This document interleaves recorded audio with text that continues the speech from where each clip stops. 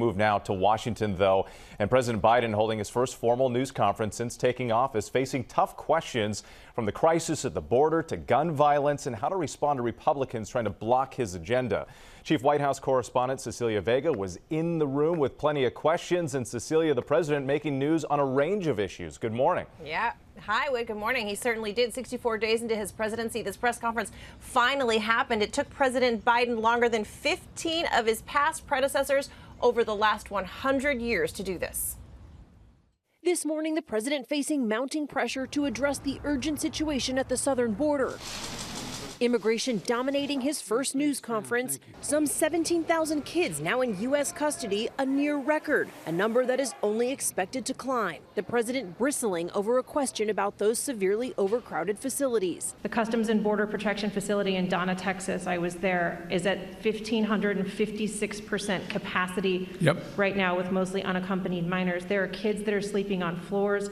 They are packed into these pods. Is what's happening inside acceptable to you? That's a serious question, right? Is it acceptable to me? Come on. That's why we're going to be moving 1,000 of those kids out quickly. That is totally unacceptable. And though he blamed his predecessor for the deteriorating situation, he stood firm on those unaccompanied minors like 9-year-old Joselle. Do you have family in the United States?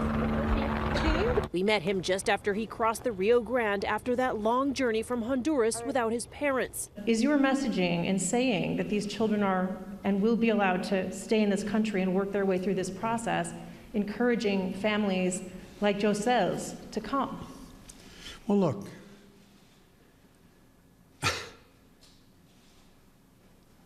the idea that I'm going to say, which I would never do, if an unaccompanied child ends up at the border, we're just going to let them starve to death and stay on the other side.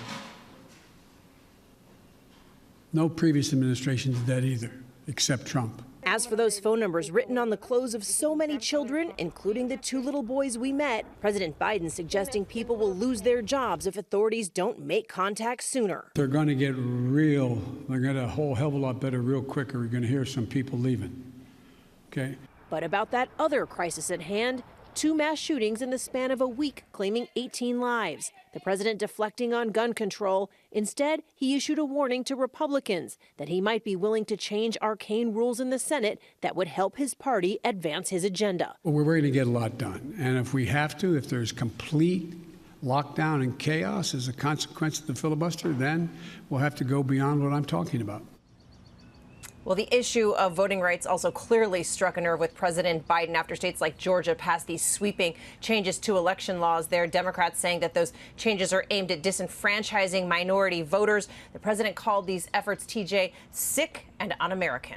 All right, great stuff there at the White House. Cecilia, as always, thank you so much. Well, hey there, GMA fans. Robin Roberts here. Thanks for checking out our YouTube channel. Lots of great stuff here. So go on, click the subscribe button right over here to get more of awesome videos and content from GMA every day, anytime. We thank you for watching, and we'll see you in the morning on GMA.